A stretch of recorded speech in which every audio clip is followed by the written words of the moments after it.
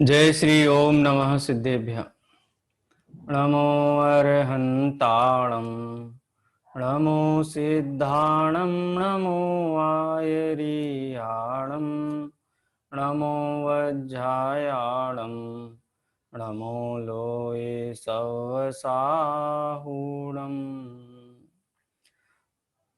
मंगलमय मंगल करण वीतराग विज्ञान नमो ताहि जाते भये अरहंतादि महान। करि मंगल करि हो महा ग्रंथ करन के काज याते मिले समाज सब पावे निज पद राज। इस भव तरु का मूल एक जानहु मिथ्या भाव ताको कर निर्मूल अब करिए मोक्ष पाव। मोक्ष मार्ग प्रकाशक ग्रंथ के 7वें अध्याय के ऊपर अपनी चर्चा चल रही है। व्यवहाराभासी का प्रकरण है। व्यवहाराभासी जो जैनाभास हैं, तो सबसे पहला लक्षण है उसमें देव शास्त्र गुरु के संबंध में अन्यथापना किस प्रकार से होता है, इसकी चर्चा हमने की थी। उसके बाद जो जीवादि सात तत्व, जिसको सम्यक दर्शन कहा है, जीवादि सात तत्व के श्रद्धान को आचार्य उमा स्वामी ने भी तत्वार्थ श्रद्धानम सम्यक दर्शनम इस प्रकार की परिभाषा दी है। पुरुषार्थ सिद्धि उपाय ग्रंथ में भी आचार्य अमृतचंद्र देव ने जीवा जीवादीनाम तत्वार्थानाम सदैव कर्तव्यम विपरीताभिनिवेशा विविक्तम आत्मरूपम तत् इस प्रकार से परिभाषा दी है। तो जो व्यवहाराभासी जीव है वो शास्त्र से जीवादि सात तत्वों के नाम जान लेता है, वेद प्रभेद जान लेता है और दूसरों को भी समझाता है, लेकिन भाव वासना नहीं होने से, संपिति नहीं होने से निराकुल नहीं है, निर्भय नहीं है। भाव वासना मूल है, भाव वासना नहीं करता है, इसलिए उसका संसार में जो परिभ्रमण है वो रहता है। आश्रव तत्व के संबंध में भी पंडित साहब ने जो स्थापित परिभाषाएं हैं ग्रंथों की, मिथ्या, अविरति, प्रमाद, कषाय, योग, बंध, हेतव अथवा मिथ्यात्व, अविरति, कषाय और योग अथवा कषाय और योग संक्षेप में भी कहें, पुरुषार्थ सिद्धि उपाय ग्रंथ की शैली में कहें, तत्वार्थ सूत्र ग्रंथ की शैली में कहें, एक सामान्य शैली में कहें, तो मिथ्यात्व किसे जानता है? ग्रहित मिथ्यात्व को तो मिथ्यात्व जानता है, लेकिन अनादि ग्रहित मिथ्यात्व को नहीं पहचानता है। इसी प्रकार से अविरति में विषय के त्याग करता है, हिंसादि रूप जो बाह्य चेष्टा है उसको यत्नाचार पूर्वक रोकता है, लेकिन अंतरंग में प्रमाद परिणति है, उधर ध्यान नहीं जाता है। और इसीलिए हम देखते हैं ना कि बाह्य त्याग होते हुए भी राजनीति कथाओं में रस लेना, स्त्रियों की कथाओं में रस लेना या पुरुष कथा में रस लेना, भोजन की कथा में रस लेना, उसकी चर्चा करना है, चोर कथा है, किस प्रकार से मायाचारी करके धन अर्जित किया जाए, संपत्ति अर्जित किया जाए, स्वयं ने त्याग किया तो दूसरों को मार्ग बताया जाए। तो 4 विकथा रूप हो, 5 इंद्रिय के विषय सेवन रूप हो, 4 कषाय रूप हो, निद्रा रूप हो या प्रणय रूप हो, ये अनेक प्रकार से जो प्रमाद परिणति है, ये प्रमाद परिणति मूल है। अब उस प्रमाद परिणति को तो नहीं पहचानता है, लेकिन बाह्य स्थूल हिंसा आदि का त्याग करके अपने आप को धर्मात्मा मानता है। ठीक है। इसी प्रकार से अविरति के संबंध में भी, अविरति की संबंध में पंडित साहब ने कहा कि अभिलाषा तो है हृदय में, विषय सेवन का तो त्याग करता है। आज भोजन नहीं करूंगा मैं पंखा का नहीं करूंगा, एसी प्रयोग में नहीं लाऊंगा। मैं ऐसा नहीं कहता हूँ भोजन करने का उपदेश है, त्याग तो होता ही है, ज्ञानियों को भी त्याग होता ही है, उपवास आदि होते हैं, लेकिन ये बाह्य क्रिया मात्र कोई मानता है। ज्ञानी जीव तो शुद्धोपयोग को बढ़ाने के लिए, आत्मचर्या को बढ़ाने के लिए पंचेंद्रिय के विषयों से विमुख होते हैं, लेकिन इसका साध्य और साधन पंचेंद्रिय के विषयों की बाह्य निवृत्ति ही है। वही साधन है और वही उसका साध्य है। उससे आगे जो निराकुल सुख है उसके संबंध में उसको ज्ञान नहीं है, परिचय नहीं है। उसके बाद कसाय के संबंध में भी ये बात कही, पर पदार्थ के प्रति अज्ञान भाव है, अज्ञान भाव से कसाय आदि उत्पन्न होती हैं। तो जो पर पदार्थ के प्रति जो इष्ट अनिष्ट बुद्धि होने से कसाय आदि उत्पन्न होती हैं, उधर तो उनका लक्ष्य नहीं जाता है उनकी तरफ। बाह्य क्रोध आदि कोई कसाय जानता है, गुस्सा नहीं करना, गुस्सा नहीं करना। मैं ये कहता हूँ कि पेड़ गुस्सा करता हुआ दिखाई देता है? चींटी, एक इंद्री, दो इंद्री, तीन इंद्री, पृथ्वी का एक, जल का एक, अग्नि का एक, वायु का एक, वनस्पति का एक, कभी गुस्सा करते हुए दिखाए कभी किसी का ये पेड़ गुस्सा बहुत करता है? नहीं कहते हैं, लेकिन उनकी परिणति है उस जाति की। तो पंडित जी साहब ने उसी परिणति की तरफ के अभिप्राय में जो पर पदार्थ के प्रति इष्ट अनिष्टपना बस रहा है, पर पदार्थ में हूँ, पर पदार्थ मेरा है, मैं उसका करता हूँ, भोगता हूँ, इसकी तरफ उसका लक्ष्य नहीं जाता है। मात्र बाह्य क्रोध आदि को ही कसाय जानता है, और लोभ आदि को तो कसाय भी नहीं जानता है। लोभ जब क्रोध के रूप में व्यक्त हो जाए तो लोग, दुनिया वाले समझते हैं कि लोभी है। लोभी आदमी को कहीं नुकसान हो जाए और उसके कारण वो अपनी छटपटाहट व्यक्त करने लगे, चिड़चिड़ापन व्यक्त करने लगे, क्रोध आदि व्यक्त करने लगे, तो जगत को पता चलता है ये लोभी है, क्योंकि लालच के कारण ये सारी प्रवृत्तियां कर रहा है, मायाचार कर रहा है, क्रोध कर रहा है।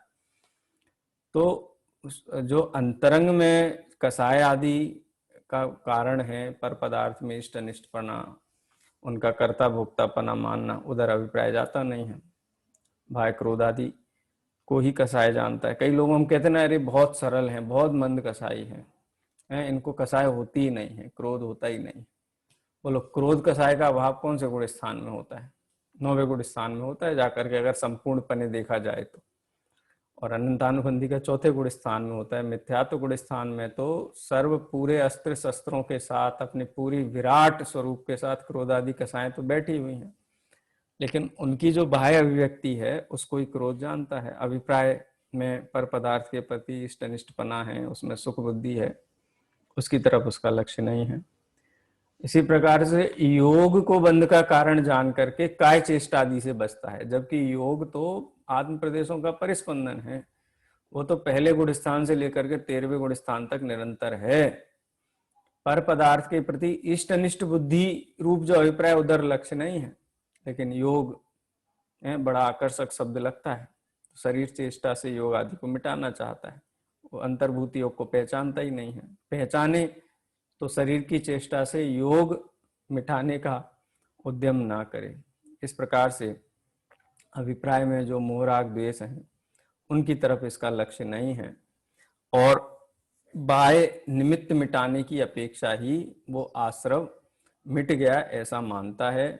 लेकिन बाह्य क्रियाएं सुधार बिगाड़ लेने से, बाह्य निमित्त मिटाने से तो आश्रव आदि मिटते नहीं हैं। द्रविलिंगी मुनिराज को भी आश्रव तो है ही, बाह्य निमित्त मिटाए हैं, आश्रव नहीं ऐसा नहीं कह सकते हैं कि 9वें गृहवेग जाता है तो 9वें गृहवेग जाते तो आश्रव से ही है, पुण्य आश्रव है।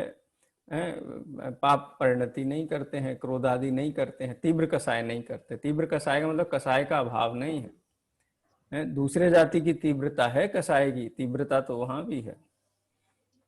लेकिन मंद कसाय हम किसको कहते हैं कि आगम की आज्ञा के अनुसार चलते हैं, छल कपट उसमें नहीं है। तीर्थंकर की आज्ञा है, शास्त्र की ऐसी आज्ञा है, हमको किसी ऊपर क्रोध नहीं करना है। गुरुदेव श्री तो ऐसा कहते थे कि द्रविलिंगी मुनिराज की परिणति तो ऐसी होती है कि कोई पूरी शरीर से चमड़ी भी निकाल दे और नमक भी भर दे तो भी आंख का कोना लाल नहीं होता। क्रोधा मतलब ऐसा किसी के प्रति, किसी के लक्ष्य से क्रोधादि की अभिव्यक्ति नहीं होती है। वो अपने आज्ञा का विचार करके, कर्म के उदय का विचार करके, लेकिन देह में एकत्व बुद्धि है, ममत्व बुद्धि है, तो उस जाति के क्रोध आदि नहीं होने से पुण्य का बंध होता है, ग्रहवेग आदि भी चले जाते हैं। तो वास्तव में तो ग्रहवेग जाना ये लक्ष्य नहीं है, लक्ष्य तो मुक्त होना है, पंच परमेष्ठियों की श्रेणी में शामिल होना है, इसीलिए धर्म का अवलंबन है। तो आश्रव तत्व को नहीं पहचानते।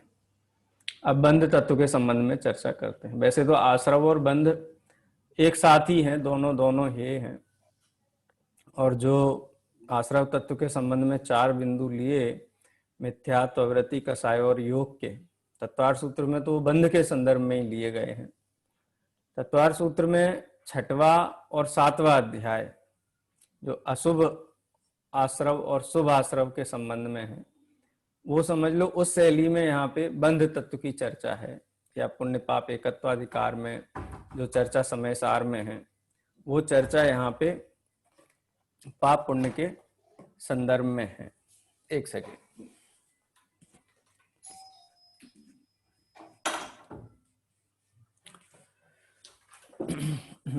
ठीक है, आज बंध तत्व की चर्चा पढ़ेंगे। आपको स्क्रीन शेयर चाहिए क्या मोक्ष मार्ग प्रकाशक का, कि आपके पास सबके पास ग्रंथ हैं? है सर, सबके पास सब ग्रंथ तो है सबके पास। आवाज क्लियर आ रही है? जी आ रही है, ठीक। आवाज भी क्लियर है। प्रमाद परिणति। हाँ, कोई प्रश्न था, बोलिए। हाँ, मैं पूछ रही हूँ आराधना, हम्म। ये जो प्रमाद, हिंसा में प्रमाद परिणति मूल है। हाँ, प्रमाद परिणति मतलब स्वरूप की असावधानी।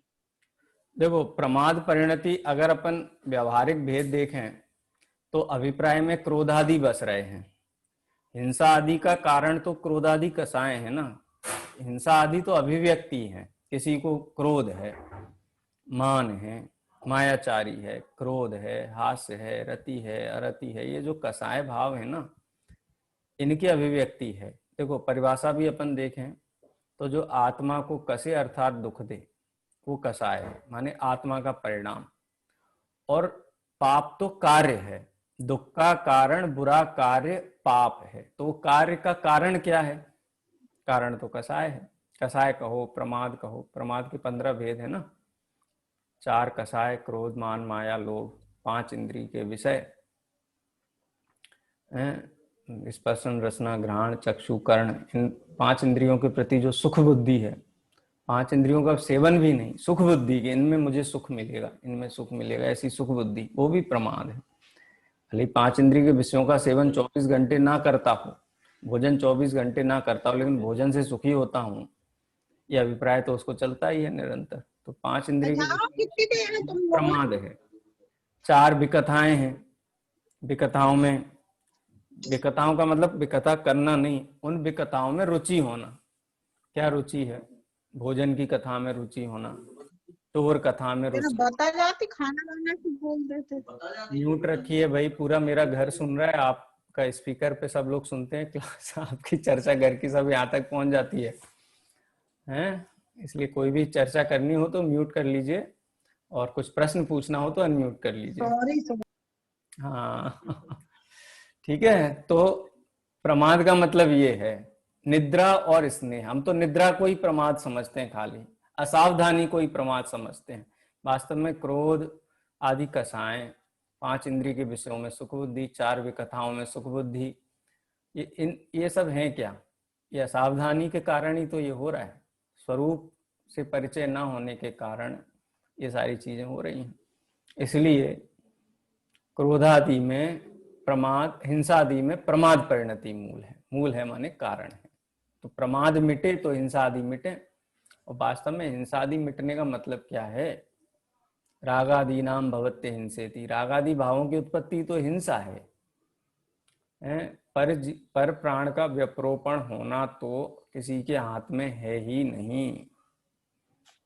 तीर्थंकर भगवंत अथवा जो केवली भगवान हैं, जब 4 घातीय कर्मों का नाश करते हैं ना, सामान्य उनका जो शरीर होता है, औदारिक शरीर, सम चतुर संस्थान वाला, उसके आश्रित अनंत निगोदीय जीव होते हैं।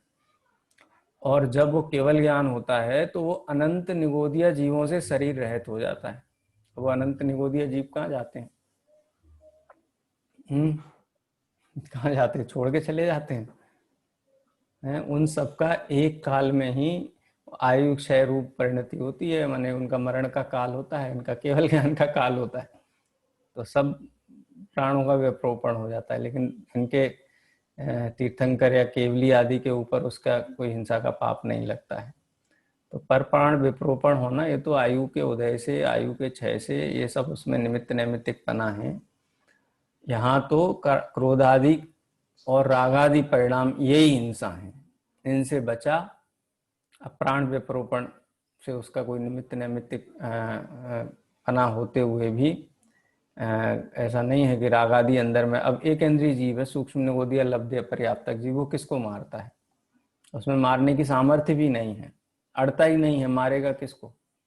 तो भी वो प्रचुर है, भाव कलंक सुपौरा निगोद वासम न मुंचन्ति, ऐसी बात है। इसलिए प्रमाद परिणति का मतलब है कसाय आदि का सेवन में आनंद मानना, 5 इंद्रिय के सेवन में, विषयों में सेवन में आनंद मानना, सुख बुद्धि। राग आदि प्रकट जे दुख देन ते नहीं को सेवक, तो आश्रव तत्व संबंधी।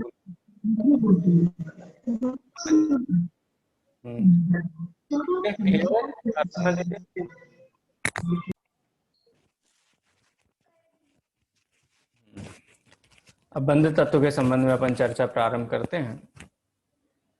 कौन पढ़ेगा? इसने नहीं पढ़ा बहुत दिनों से, रुचि जी का हो गया, निर्मला जी, निर्मला जी ने पढ़ा था, निर्मला जी को पढ़ना शायद पढ़ेंगे आप? ग्रंथ जी हैं, बंध तत्व का अन्यथा रूप पढ़ना है। जी मैं पढ़ रही हूँ, निर्मला। हाँ जी, पढ़िए। बंध तत्व का अन्यथा स्वरूप तथा बंध तत्व में जो अशुभ भावों से नरकादि रूप आपका बंध हो, उसे तो बुरा जानता है, और शुभ भावों से देवादि रूप पुण्य का बंध हो, उसे भला जानता है। परंतु सभी जीवों के दुख सामग्री में देश और सुख सामग्री में राग पाया जाता है, सो इसके भी राग देश करने का श्रद्धान हुआ। जैसा इस पर्याय संबंधी सुख दुख सामग्री में राग देश करता है, वैसा ही आगामी पर्याय संबंधी सुख दुख सामग्री में राग देश करना है। तथा शुभ अशुभ भावों में से पुण्य पाप का विशेष तो अघाती कर्मों में होता है, परंतु अघाती कर्म आत्मगुण के घातक नहीं है।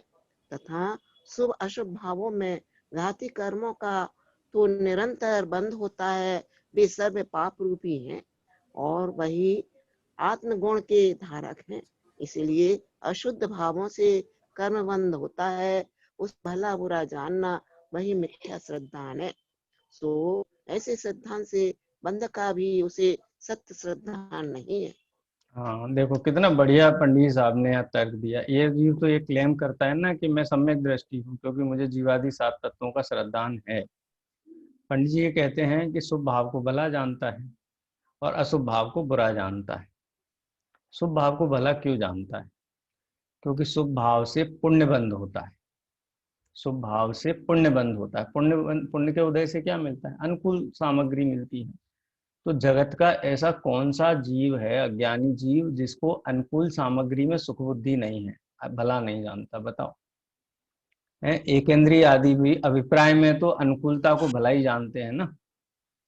चींटी भी शक्कर के डब्बे को मिल जाने पर उसको भी कुछ ना कुछ तो अंतर में अनुभूति होती होगी ना, तभी उधर जाती है प्राणों को भी दाव पे लगा करके। तो अनुकूल चीजों के प्रति सुख बुद्धि, अनुकूल संयोग के प्रति सुख बुद्धि और प्रतिकूल संयोगों के प्रति दुख बुद्धि, ये तो सभी मिथ्या दृष्टि जीवों में समान है। 1 इंद्रिय, 2 इंद्रिय, 3 इंद्रिय, 4 इंद्रिय, 5 इंद्रिय अज्ञानी सब में है। और ये जीव भी वही करता है ना, शुभ भाव को भला जाना क्योंकि शुभ भाव से पुण्य का बंध होगा, अशुभ भाव को बुरा जाना क्योंकि उससे पाप का बंध होगा। तो बंध तत्व जो हे है, यानी बंध माने कर्म से, पाप कर्म से तो दृष्टि हटानी ही है, पुण्य कर्म से भी दृष्टि हटानी है, अशुभ भाव से तो दृष्टि हटानी ही है, शुभ भाव से भी दृष्टि हटानी है। क्योंकि उपादेयता के सिंहासन पे, यानी श्रद्धा के सिंहासन पे एक ही वस्तु उपादेय हो सकती है, अनेक वस्तुएं उपादेय नहीं होती। और एक वस्तु कौन है? वो स्वयं का आत्मा है ना ख्याल में। तो यदि आत्मा उस सिंहासन पे विराजमान नहीं है तो उसका मतलब ये है कि इसने और कई चीजों को विराजमान कर रखा है। वास्तव में देखा जाए तो इसने संयोग की अनुकूलता को अपने श्रद्धा में उपादेय मान रखा है। बंध तत्व संबंधी ये भूल है। खाली उस भाव की तरफ दृष्टि क्यों जाती है? अगर शुभ भाव से पुण्य बंध ना हो तो कौन शुभ भाव को चाहेगा? बताओ। यानी अनुकूल सामग्री की अभिलाषा के कारण ही तो शुभ भाव के पीछे पड़ा है। ये पंडित जी साहब ने यहाँ तर्क से सिद्ध किया। देखो दोनों का तुलना किया। बंध तत्व में जो अशुभ भावों से नरकादि रूप पाप का बंध हो उसे तो बुरा जानता है, और शुभ भावों से देवादि रूप पुण्य का बंध हो उसे भला जानता है। परंतु सभी जीवों के दुख सामग्री में द्वेष और सुख सामग्री में राग पाया जाता है। तो ये ज्ञानी फिर कैसे हुआ? ये तो अज्ञानी की क्वालिटी है, अनुकूल संयोगों में सुख और प्रतिकूल संयोगों में दुख। सो इसके भी राग द्वेष करने का ही श्रद्धान हुआ, बंध तत्व का श्रद्धान कहाँ हुआ? जैसा इस पर्याय संबंधी सुख दुख सामग्री में राग द्वेष करना है, वैसा ही आगामी पर्याय संबंधी। भाई वर्तमान पर्याय में तो मैं कोई राग द्वेष नहीं करूंगा, लेकिन शुभ भाव रूप रहूंगा तो गृह जाऊंगा, 16वें स्वर्ग जाऊंगा, स्वर्गाधिक पद मिल जाएंगे। तो वर्तमान विषय भोगों में के प्रति न्यूट्रल है, लेकिन आगामी भाव संबंधी जो अनुकूलता है वो क्या है? अनुकूलता का मतलब क्या है? जो इंद्रियों को रुचे वही संयोग की अनुकूलता है। आत्मा के लिए तो परद्रव्य ना कोई अनुकूल है ना प्रतिकूल। अनुकूलता प्रतिकूलता तो अज्ञानियों की डिक्शनरी में है, ज्ञानियों की डिक्शनरी में तो कोई द्रव्य अच्छा पर और ना पर द्रव्य कोई बुरा, ना कोई अनुकूल ना प्रतिकूल। पुण्य को चाहता क्यों है? क्योंकि अनुकूलता देता है। तो अज्ञानियों की डिक्शनरी पढ़ने वाला हो गया ना। ज्ञानियों का क्षेत्र में ये कहाँ से आया है? आगामी पर्याय संबंधी सुख दुख सामग्री में राग द्वेष करना है तथा शुभ अशुभ भावों से पुण्य पाप का विशेष तो अघातिया कर्मों में होता है। बहुत जबरदस्त पॉइंट है, इसकी चर्चा कल भी सर बीच में क्लियर आवाज नहीं है। ऐसा मैंने तो भाई बड़ी आज सेटिंग बिठा के बैठा हूँ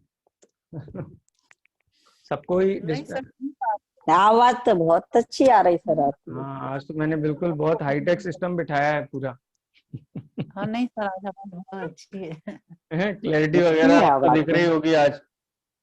जी जी।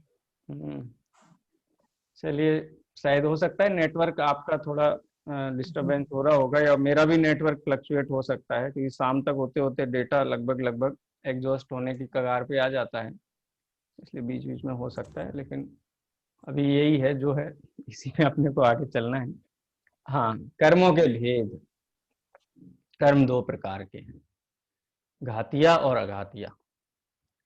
तो शुभ और अशुभ भावों से जो पुण्य और पाप होते हैं, वो पुण्य और पाप का भेद किसमें है? ज्ञानावरणी में, मति ज्ञानावरण, श्रुति ज्ञानावरण, अवधि ज्ञानावरण, मनपर्याय ज्ञानावरण, केवल ज्ञानावरण। कौन सा पुण्य है इसमें? शुभ भाव पुण्य रूप है? एक भी पुण्य रूप नहीं है। क्यों? क्योंकि मति ज्ञानावरण भी ज्ञान का घात करता है, श्रुत ज्ञानावरण भी ज्ञान का घात करता है, अवधि ज्ञानावरण भी ज्ञान का घात करता है, केवल ज्ञानावरण और मन पर्याय ज्ञानावरण भी ज्ञान का घात ही करता है। दर्शनावरण क्या करता है? चक्षु अचक्षु अवधि केवल, निद्रा निद्रा निद्रा, प्रचला प्रचला प्रचला, स्त्यानि गृध्य, ये सब क्या करते हैं? ये सब भी दर्शन गुण का घात करते हैं। घात करने वाला अच्छा कैसे हो सकता है? कोई गर्दन काटे तो बुरा, और उंगली काटे तो अच्छा, कान काट ले तो अच्छा, आंख फोड़ दे तो अच्छा, कैसे हो सकता है? तो ज्ञानावरण हो, दर्शनावरण हो, अंतराय हो, जो दान लाभ भोग उपभोग अनंत गुण आत्मा में है, लेकिन एक पर्याय गुण की पर्याय का इसको लाभ ना लेने दे।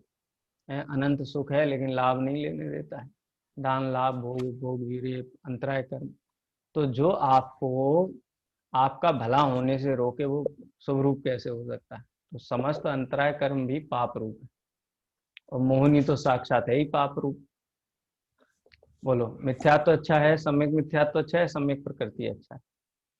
मिथ्यात्व गर्दन काटता है, सम्यक मिथ्यात्व हाथ पैर काट देता है, गर्दन भी काट देता है, समझ लो और सम्यक प्रकृति है वो भी हाथ पैर काटती है, नाक कान काट देती है। बोलो कौन सी अच्छी है तीनों में? मिथ्यात्व। सब पाप रूप कहीं। अब शुभ और अशुभ भाव, जिसको हम शुभ और अशुभ भाव कहते हैं, शुभ और अशुभ भाव क्या है? चारित्र मोहनीय कर्म। चारित्र मोहनी कर्म क्या करता है? कि जीव के सुख का घात करता है। चारित्र मोहिनी के 25 वेद हैं। क्रोध अच्छा है, मान अच्छा है, मायाचार अच्छा है, लोभ अच्छा है, रति अच्छी है, अरति अच्छी है, शोक, भय, जुगुप्सा, स्त्री वेद, पुरुष वेद, नपुंसक वेद, क्या अच्छा है इनमें बताओ? कहते सब पाप रूप हैं।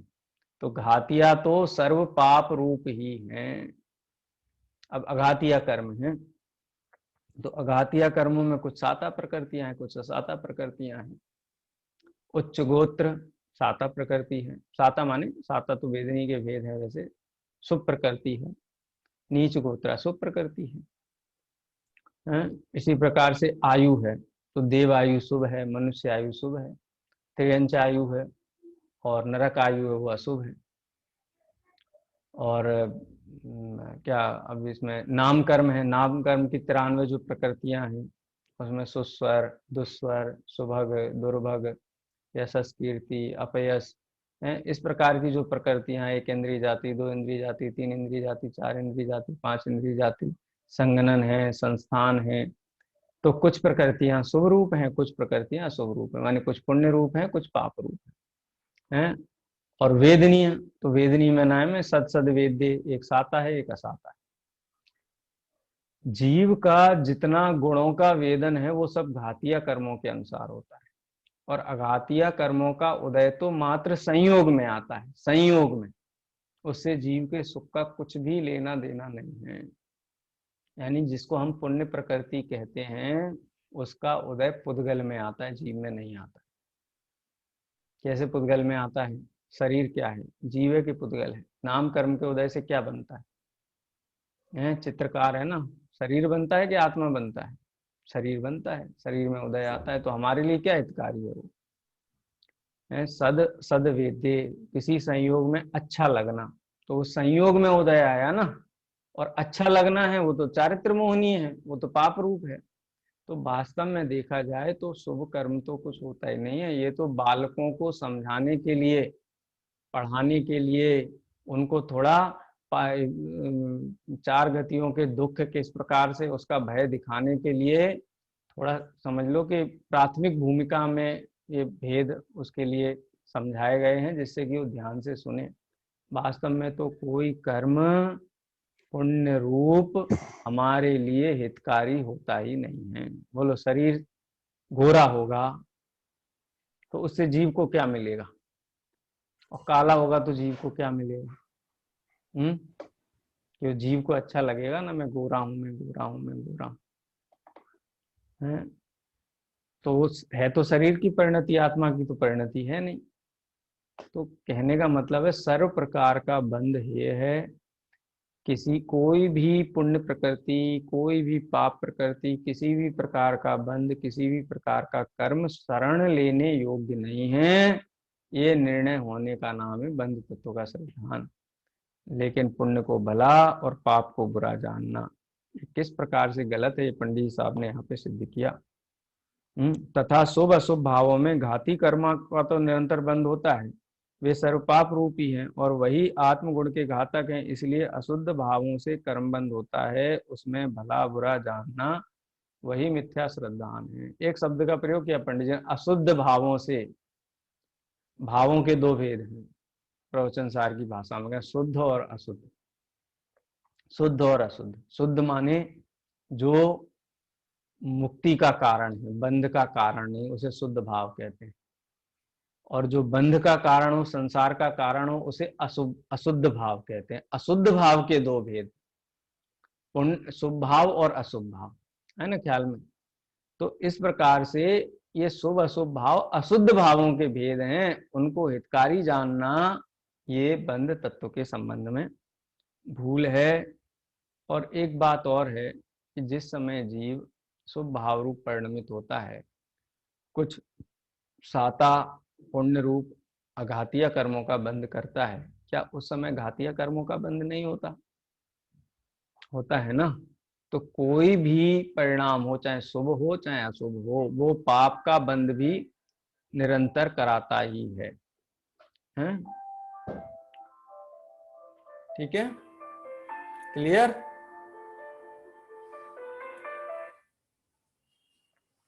अब आगे बढ़े, कोई प्रश्न है किसी का?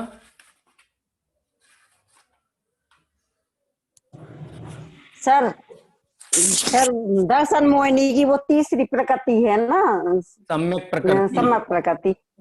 सम्यक हाँ तो प्रकृति, वो भी पाप ही, हाँ पाप ही पाप है। रूप है। यस यस, डेफिनेटली पाप रूप है। सम्यक प्रकृति के उदय से सम्यक्त नहीं होता है। सम्यक्त तो आत्मा के गुण का परिणमन है, और उस गुण के परिणमन में लांछन लगाने वाला जो कर्म है ना, जो चल मल अगाढ़ जी। दोष लगाने वाला है, उसका नाम सम्यक प्रकृति है। सम्यक प्रकृति दोष लगाने वाली है। चला जाए सम्यक, बोलो आपको कहते हैं ना, आपको आपका घर है, गवर्नमेंट का है, आपको हम 10 साल ही रहने देंगे इसमें, एक ऐसा ऑर्डर दे कि आप 10 साल से ज्यादा नहीं रह सकते इसमें, तो बोलो वो ऑर्डर उपादेय है कि हे है? है। हाँ, तो ये सम्यक प्रकृति दोष उत्पन्न करने वाली प्रकृति है। लेकिन ये है कि घर से निकाल नहीं सकते, खाली नहीं करवा सकते हैं। आपके घर का कभी गवर्नमेंट का कुछ कलर करवा देंगे, एडवर्टाइजमेंट पोस्टर लगवा देंगे, हैं, माने सरकारी मकान है, सरकार उसका उपयोग करती रहेगी, लेकिन आपको घर से निकालेगी नहीं, आप रहेंगे, डिस्टर्ब रहेंगे लेकिन रहेंगे। तो वो डिस्टर्बेंस पैदा करने वाली प्रकृति का नाम सम्यक प्रकृति है। लेकिन वो देशघाती प्रकृति है, सम्यक तो का घात तो नहीं कर पाती है, लेकिन डिस्टर्ब बराबर करती है, इसलिए वो भी पाप ही का ना, अच्छी अच्छी चीज थोड़ी ना। कोई सम्यक प्रकृति के उदय से थोड़ी ना सम्यक होता है। सम्यक प्रकृति का उदय तो सम्यक में दोष लगाता है। सम्यक दर्शन तो आत्मा अपने पुरुषार्थ से, अपने भेद विज्ञान से, तत्व ज्ञान से सम्यक हुआ है, लेकिन फिर भी ये सम्यक प्रकृति नामक कर्म है, इसका उदय उसमें दोष में निमित्त होता है, इसलिए वो पाप रूप है, सर्वघातीय पाप रूप है। आगे बढ़े। अब ये अपना संवर तत्व के संबंध में जो चर्चा है, ये बहुत विस्तार से है और बहुत महत्वपूर्ण है, क्योंकि बहुत भूले हैं संवर तत्व के संबंध में। क्रिया मूर्ता है ना और ये भी तत्वार सूत्र का जो सूत्र है, स समिति गुप्ति, धर्मानुप्रेक्षा परिचय जय चारित्रयी, जो सूत्र है तत्वार सूत्र के 9वें अध्याय का शायद पहला ही सूत्र है, उसके संबंध में पंडित साहब ने बहुत अच्छा यहाँ विश्लेषण दिया है। आगे पढ़ेंगे। कौन पढ़ेगा? मीना जी पढ़ेंगे जी पढ़िए, पढ़ रही। शुरू के 4 पैराग्राफ पढ़िए। अन्यथा रूप तथा संवर तत्व में अहिंसादि रूप स्वास्थ्य भावों का संवर्ग जानना, परंतु एक ही कारण से पुण्यबंध भी माने और संवर भी माने वह नहीं हो सकता। प्रश्न, उनमें से एक काल में एक भाव होता है, वहां उनके बंध भी होता है और संवर निर्जरा भी होते हैं, सो किस प्रकार है? समाधान, वह भाव मिश्र रूप है, कुछ बीतराग हुआ है, कुछ सराग है रहा है। जो अंश बीतराग हुए उनसे संवर है और जो अंश सराग रहे उनसे बंध है। सो एक भाव से तो 2 कार्य बनते हैं, परंतु एक प्रशस्त राग ही से पुण्याश्रव भी मानना और संवर निर्जरा भी मानना सुभ्रम है। मिश्र भाव में भी यह सरागता है, यह बीतरागता है, ऐसी पहचान सम्यक दृष्टि ही के होती है। इसलिए अपशेष सरागता को हे रूप श्रद्धा करता है, मिथ्या दृष्टि की ऐसी पहचान नहीं है। इसलिए सराग भाव में संवर के भ्रम से प्रशस्त राग रूप कार्यों को उपादेय रूप श्रद्धा करता है, तथा सिद्धांत में गुप्ति, समिति, धर्म, अनुप्रेक्षा, परिचय जय, चारित्र इनके द्वारा संवर होता है, ऐसा कहा है। सो इनकी भी यथार्थ श्रद्धा नहीं करता। किस प्रकार सो कहते हैं? हाँ बस, गुप्ति।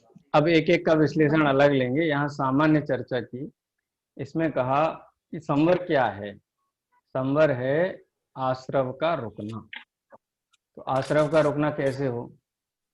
तो अहिंसादि रूप जो शुभाश्रव हैं उनको बंध का कारण भी मानता है, पुण्य बंध का कारण भी मानता है। बोलते हैं उनसे ही कर्म भी कटते हैं, कहते हैं ना, भगवान की स्तुति, भक्ति, पूजा, अभिषेक ये करने से कर्म कटते हैं।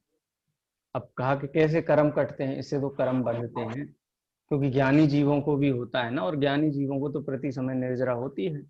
चौथे गुण स्थानवर्ती जीवों को, पांचवें गुण स्थानवर्ती जीवों को, छठे सातवें गुण स्थानवर्ती जीवों को, उनको वंदना, स्तुति, प्रतिक्रमण आदि, पूजा, गुरु पास्थी, स्वाध्याय, संयम, तप ये सब होते हैं, तो उनको पुण्य का भी बंध होता है और कर्मों का संवर भी होता है, आश्रव का रुकना भी होता है। तो एक भाव से आश्रव भी हो, पुण्य का बंध भी हो और संवर भी हो, ये कैसे संभव है?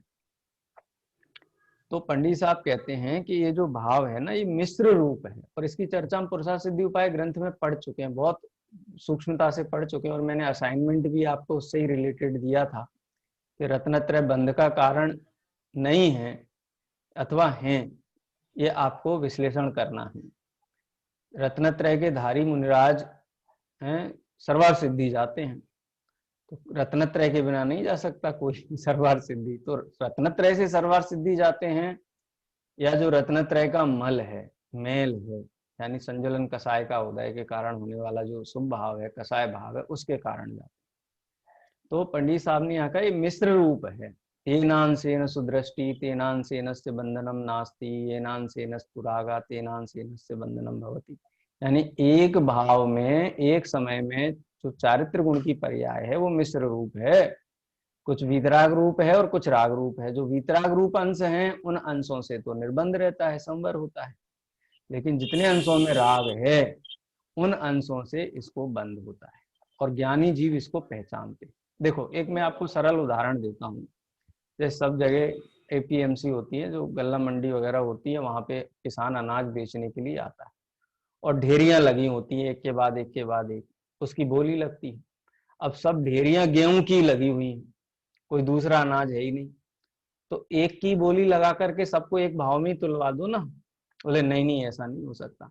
एक खेत का अनाज, एक किसान का अनाज, उसको देख करके परख करके उसकी बोली लगाएंगे। भाई कितने से शुरू करें, किसान से पूछेंगे, व्यापारी से पूछेंगे, दोनों कहेंगे भाई इसका 2100 रुपए भाव लगाओ, तो 21 से बोली शुरू होती है। 2100, 2200, 2300, जो भी भाव हो उसमें वो बिकता है। फिर दूसरी डेयरी पे आता है, फिर देखता है कि अरे, पूछता है क्या भाव, फिर दूसरी डेयरी पे आते हैं, वही गेहूं की डेयरी है, व्यापारी कहता है कि भाई इसका तो 1600 से शुरू करो।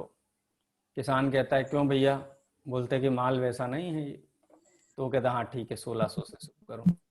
तो एक ढेरी 1800 से शुरू करते हैं बोली, एक ढेरी का भाव 1600 से शुरू करते हैं। तो ऐसा अन्याय क्यों करते हैं कि वो व्यापारी पहचानता है ना कि इसमें कितना % कचरा है, कितना % गेहूं है।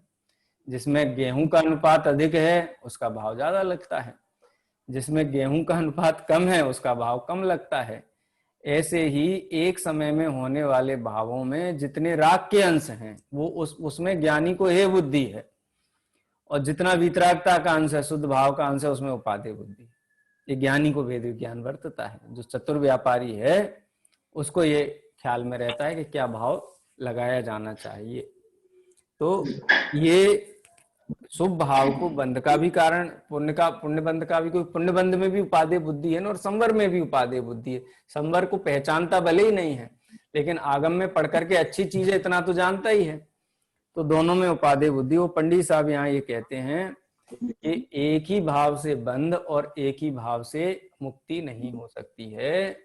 जो बंध का कारण है वो भाव का अशुद्ध अंश है, और जो मुक्ति का कारण है वो उस भाव का शुद्ध अंश है। इस प्रकार से यहाँ विश्लेषण प्रस्तुत किया। अब ये तो सामान्य चर्चा हुई। अब एक एक स्टेप बाय स्टेप जो संवर के कारण गिनाए गए हैं, ये क्या उसका स्वरूप मानता है, उसकी चर्चा यहाँ प्रारंभ करते हैं। जो समिति, गुप्ती, धर्मानुप्रेक्षा, परिसर, जय, चारित्र, तपसा, निर्जराचार्य, दो सूत्र हैं तत्वार सूत्र के, जिनको कि अधिकांश जो स्वाध्यायी हैं वो पढ़ते हैं, और उसके आधार पर ही अपने जो जीवन चरित्र में जो संवर है उसका कहना चाहिए आराधना करते हैं। ठीक है, चलिए आगे पढ़ते हैं गुप्ती के संबंध में। क्या गुप्ती का स्वरूप है और ये क्या मानता है और अपने आप को धर्मात्मा मानता है उसको करते हुए। बोलिए। किस प्रकार है सो कहते हैं। गुप्ती बाय मन वचन काय की चेष्टाएं मिटाए, पाप चिंतवन ना करे, मौन धारण करे, गमनादि ना करे, उसे वह गुप्ती मानता है। सो यहाँ तो मन में भक्ति आदि रूप प्रशस्त राग से नाना विकल्प होते हैं। मन वचन काय की चेष्टा स्वयं ने रोक रखी है, वहाँ शुभ प्रवृत्ति है और प्रवृत्ति में गुप्तीपना बनता नहीं। इसलिए वीतराग भाव होने पर जहाँ मन वचन काय की चेष्टा ना हो वही सच्ची गुप्ती है। अब गुप्ती का स्वरूप क्या माना? तीनों ही देखो, शरीर क्या है, जीव है कि पुद्गल है? तो काय गुप्ती जीव को है कि शरीर को है? ये बहुत सूक्ष्मता से अपने को पहचानना। बोलना और मौन रहना यानी भाषा वर्गणा का होना या भाषा वर्गणा का नहीं होना। हाँ, भाषा वर्गणा का होना और भाषा वर्गणा का नहीं होना ये पुद्गल की प्रवृत्ति है कि जीव की प्रवृत्ति है? इसी प्रकार से मन जो पुद्गल की प्रवृत्ति। हाँ, म्यूट रखिए प्रीति जी, दमोह।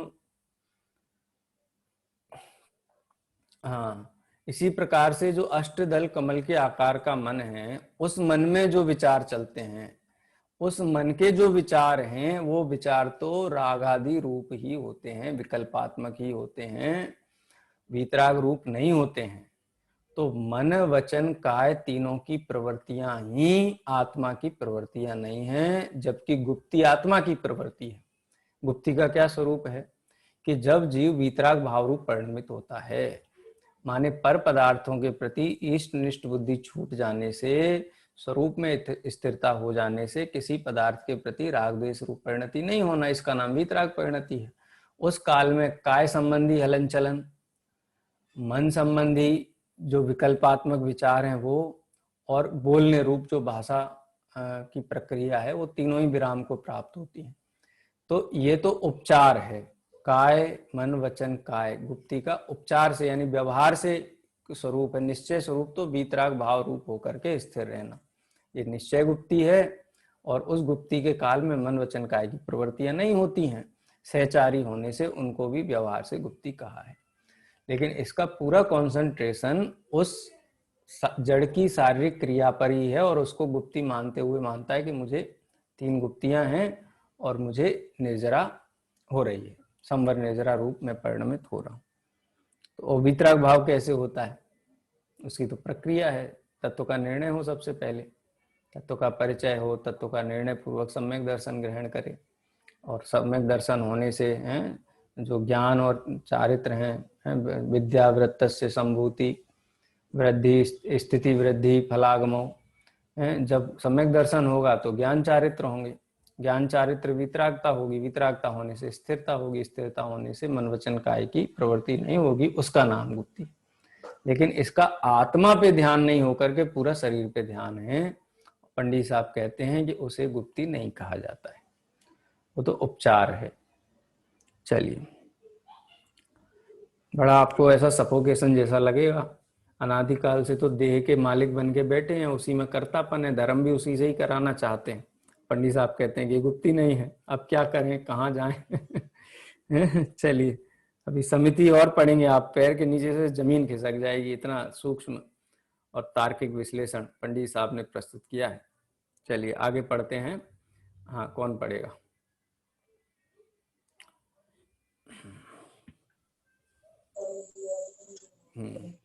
ममता जी, सर आप पढ़ना चाहते हैं? जी सर। हाँ पढ़िए। चलिए सर, आवाज आ रही है सर? बहुत अच्छी आवाज आ रही है। समिति तथा परजीवों की रक्षा के अर्थ यत्नाचार प्रवृत्ति को समिति मानता है। सो हिंसा के परिणामों से तो पाप होता है और रक्षा के परिणामों से संबर कहोगे तो पुण्य बंध का कारण कौन ठहरेगा। तथा ऐसा समिति में दोष टालता है, वहां रक्षा का प्रयोजन है नहीं, इसलिए रक्षा ही के अर्थ समिति नहीं है। सो समिति कैसी होती है? मुनियों के किंचित राग होने पर गमनादि क्रिया होती है, वहां उन क्रियाओं में अति आसक्तता के अभाव से प्रमाद रूप प्रवृत्ति नहीं होती तथा अन्य जीवों को दुखी करके अपना गमनादि प्रयोजन नहीं साधते, इसलिए स्वयं में भी दया पलती है। इस प्रकार सच्ची समिति है। बहुत सूक्ष्म विश्लेषण, बहुत जबरदस्त। पंडित जी का इसमें एक एक शब्द है, सोने की एक एक मोहर भी दी जाए ना एक शब्द के लिए तो समझ लो बहुत कोई मूल्य नहीं है उस मोहर का इन शब्दों के सामने। इतना जबरदस्त पंडित जी साहब की लेखनी और उनकी अभिव्यक्ति है। समिति क्या है? संवर का कारण है। संवर माने क्या? कर्मों का बंध ना होना, आश्रव का रुकना। समिति का स्वरूप क्या मानता है कि चार हाथ जमीन देख करके चलने से जीवों की रक्षा करना, ये ईर्ष्या समिति है। कोई भी दोष लगे इच्छा के कारण, अभिलाषा के कारण, वो ऐषणा है, तो इच्छा अभिलाषा को रोक करके उस ऐषणा को शांत रखता है। भाषा समिति, हित मित प्रिय वचन बोलना भाषा समिति है। चीज़ों को देख करके रखना, देख करके उठाना, खिसकाना, ये आधान निक्षेपण समिति है। और प्रतिष्ठापन, मल मूत्र आदि है, वो देख करके हैं उनका परिहार करना, माने उनका त्याग करना, किसी जीव की हिंसा ना हो, इसका नाम समिति है। तो ये तो जीव की रक्षा के अर्थ होने वाले शुभ भाव रूप है ना। तो ये शुभ भाव संवर का कारण है कि पुण्यबंध का कारण है? पंडित जी साहब ने ये बहुत पॉइंटेड क्वेश्चन यहाँ पर उठाया कि पुण्यबंध का कारण है, क्योंकि ये तो शुभ भाव रूप है। तो जो पुण्यबंध का कारण है वो निर्बंध होने का कारण नहीं, जो बंध का कारण है वो मुक्ति का कारण नहीं होता है। दोनों बिल्कुल विपरीत हैं, एक वीतराग भाव है, एक राग भाव है, लेकिन शास्त्र में तो ऐसा ही स्वरूप आता है। तो पंडित साहब यहाँ कहते हैं कि समिति का यथार्थ स्वरूप क्या है कि मुनियों के किंचित राग होने पर गमनादि क्रिया होती है, यानी राग के बहुभाग का तो उन्होंने अभाव किया है। अंतरंग में वीतराग परिणति है निरंतर उनको, वो वीतराग परिणति निश्चय समिति है। उस वीतराग परिणति के साथ होने वाला किंचित जो राग है उससे ये गमनादि क्रियाएं करते। कहीं जाने का भाव होता है ना मुनि भगवंतों को, तो बहुत आग्रह पूर्वक भाव नहीं होता, संकल्प जैसे अपने को होता है ना, कुछ भी हो जाए अपने को तो जाना ही नहीं। मुनि भगवंतों का गमन ऐसे नहीं होता है। अंतर मुहूर्त पहले कहीं गमन का विचार बने और अंतर मुहूर्त काल बाद वो विकल्प टूट जाए तो गमन नहीं भी करें। मुनिपना में पराधीनता नहीं है। कोई समाज के लोग कहें कि महाराज साहब हमारे यहाँ पधारना है, और महाराज साहब को हाँ ठीक है देखते हैं, तो लोगों ने समझ लिया, स्वीकृति दे दी, अब तो हमारे यहीं आएंगे, ढोल पिटवा दिए और बैनर छपवा दिए। अंतर मुहूर्त काल में विकल्प टूट जाए उनका, आना ही नहीं हमको, और नहीं भी आए तो कोई कहे कि अरे इन्होंने तो कहा था, ये तो सत्य महाव्रत के धारी हैं, इन्होंने कहा था आने के लिए। तो मतलब अगर हम ऐसा विश्लेषण करते हैं मुनियों का, तो हमें समझना चाहिए कि हम मुनियों के सत्य महाव्रत को पहचानते ही नहीं हैं, हम उनकी समितियों का स्वरूप पहचानते ही नहीं हैं। छठे सातवें गुणस्थानवर्ती मुनिराजों का विकल्प अंतर मुहूर्त से ज्यादा टिकता नहीं है। किसी भी एक शुभ या अशुभ, अशुभ भाव तो है ही नहीं, किसी शुभ विकल्प पे भी, बाह्य विकल्प पे भी वो तो नित्य शुद्धोपयोग की भावना भाते हैं, शुद्ध भावना भाते हैं। तो जो वीतराग परिणति है वो समिति है, उसके साथ होने वाला किंचित राग है, उसके कारण गमनादि क्रियाएं होती हैं। और गमनादि भी कब करते हैं, किस प्रकार करते हैं? देखो अगली लाइन में क्या कहा कि उन क्रियाओं में अति आसक्तता के अभाव में प्रमाद रूप प्रवृत्ति नहीं होती। जाना है जाना है जाना है और चलना, बिल्कुल बारिश हो रही हो, जीव हो, ये क्या बोलते हैं चौमासे का समय हो, मुनिराज गमन नहीं करेंगे। कोई बहुत कमोशन हो, कहीं पे बहुत सारी इस प्रकार की प्रवृत्तियां चल रही हों, हिंसक जीव राशि आदि बहुत, तो मुनिराज गमन नहीं करेंगे। जैसे कोई विषय का सेवी व्यक्ति होता है ना, उसको कह दो कि वो सिनेमा हॉल में फलानी फलानी फिल्म लगी है और बिल्कुल इतने बजे शुरू हो जाएगी, उसका टिकट नहीं मिलेगा, तो ये गाड़ी उठा के ऐसे दौड़ाता है कि दो चार आदमियों को रोड पे उड़ा के भी चला जाए तो भी इसको खेद नहीं होता है। लेकिन मुनिराज हिंसादि होने पर गमनादि नहीं करते हैं, यानी इतना कम राग है उनको जाने का कि सर्व प्रकार के दोष रहित, अंतराय रहित गमनादि हो तो करते हैं, नहीं तो गमन नहीं करते। वीतराग परिणति की प्रचुरता है, राग भाव भी बहुत मंद है। ठीक है, तो वो वीतराग भाव की प्रचुरता समिति है। सहचारी भाव जो राग है जिसके कारण गमनादि होते हैं उनको उपचार से समिति कहा जाता है। तथा अन्य जीवों को दुखी करके अपना गमनादि प्रयोजन नहीं साधते, इसलिए स्वयमेव दया पलती है। किसी जीव को दुखी नहीं करना है, ऐसा भाव है उनको, मेरे निमित्त से कोई जीव दुखी ना हो, किसी के प्राण का विप्रोपण ना हो। तो ऐसा प्रवृत्ति नहीं होगी ना जीवन में, ना तो मुख से ऐसे शब्द निकलेंगे, ना मनवचन काय की ऐसी प्रवृत्ति होगी। इसलिए समिति, बाह्य समितियां भी सहज पलती हैं। तो निश्चय से देखा जाए तो तीन कसाय चौकड़ी अभाव रूप जो वीतरागता है वो समिति है, और उसके साथ जो मंद राग रह गया है वो मंद राग भी अत्यंत यत्नाचार प्रवृत्ति में होने से उसको उपचार से समिति कहा गया। ऐसा स्वरूप नहीं पहचानता। इसका तो बिल्कुल 100% मानना ये है कि धर्म तो शरीर से ही होता है। वो युक्ति है ना, शरीर माध्यम खलु धर्म साधनम, शरीर ही धर्म साधन का पहला वो है। जबकि मुनि भगवंत तो देह के ऊपर सबसे पहले वो छोड़ देते हैं। देह अदंत धावन, अस्नान, कोई कहेगे ये तो बीमारी फैल जाएगी, ऐसा नियम लोगे, केस लुंचन, देह के कोई संस्कार करना ही नहीं हमको।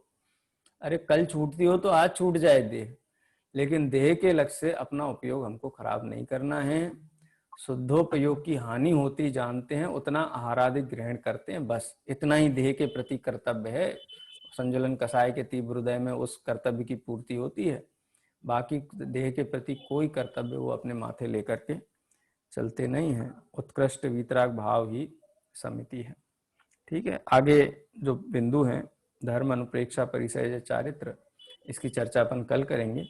आज यही विराम लेते हैं, समय हो गया है। कोई प्रश्न हो तो आप पूछ लीजिए, नहीं तो फिर जिनवाणी स्तुति करेंगे। चलिए। निज निधि निज में बताई, निज में बताई यह अनंत उपकार है, उसके लिए जिन वाणी माँ को वंदना सतबार है, वंदना सतबार है।